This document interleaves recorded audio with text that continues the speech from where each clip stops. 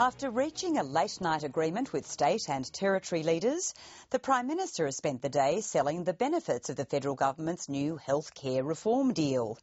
The agreement replaces the much-heralded deal brokered by former Prime Minister Kevin Rudd, one that was weakened by the refusal of West Australian Premier Colin Barnett to sign up.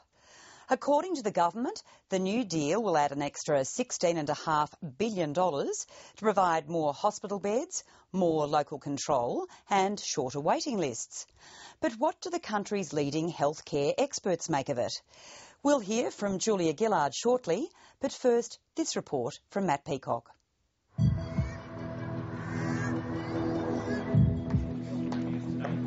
The Premiers and the Prime Minister talked late into the night. It was 8 hours of hard yakka, but I think that's what people would expect of us. This is about a big reform of the health system. Kevin Rudd's previous health reform package was rapidly unravelling. Now Julia Gillard's negotiated the bare bones of a deal to replace it. Sure, fine details have to be nutted out, but yesterday's agreement was signed by every Chief Minister and every Premier in the room, as well as by me as Prime Minister. This is a Prime Minister that was desperate to do a deal, and Julia Gillard did a deal for political reasons, and she's left Australian patients high and dry. Doing nothing is not an option. It's absolutely necessary that we have the fundamental finance agreement, and then we can proceed with the real agenda of health reform. No longer will the states surrender 15% of their GST, something West Australian Premier Colin Barnett had already refused to do. And with a coalition government in Victoria and one soon possible in New South Wales, that was a funding option growing less likely by the day. It just became a practical reality that we needed to find a way to deliver our important health reforms, and we've been able to devise a strong new financial agreement which still allows us to deliver on the extra beds, extra transparency, extra GPs and all those investments that are so important to the community. Across the country, there have been muted murmurs of support from health professionals.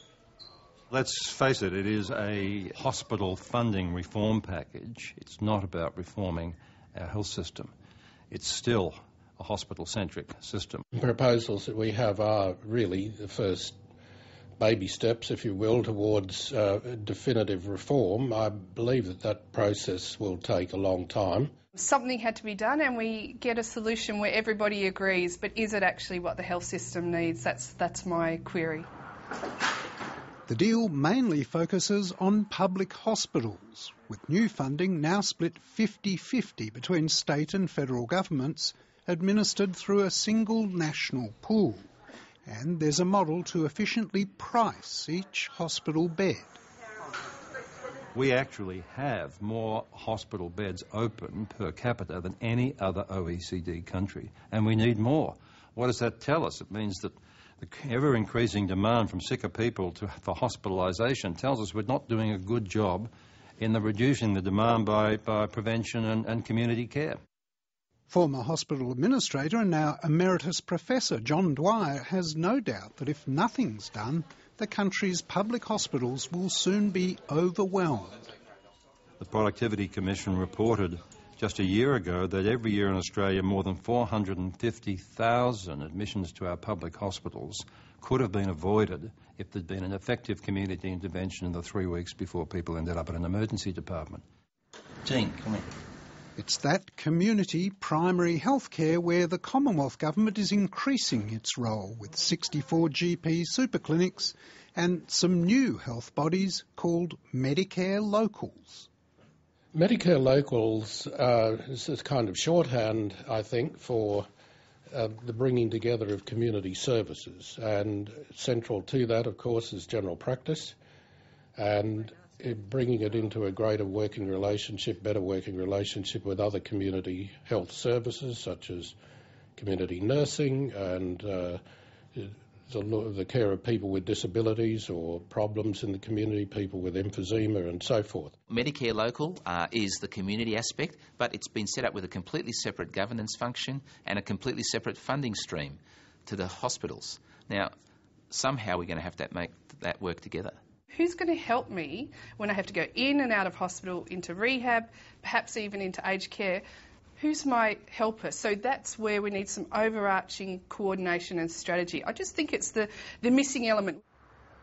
Despite concerns about the package details, many health professionals share the relief expressed by the AMA Federal President, Dr Andrew Pesce, that now at least some reform process is underway. I've been a doctor in the public hospital system now for 25 odd years. There's no doubt that I've seen it start crumbling before my eyes. It's just not able to cope with the changing demographics, the ageing population, the larger numbers of people needing complex care, and we really need to start evolving new ways of dealing with our patients, manage them where possible outside the hospital, but when they do have to come in a hospital, give them expert and timely treatment. And no reform on this scale, believes Professor Stephen Leeder, will happen overnight.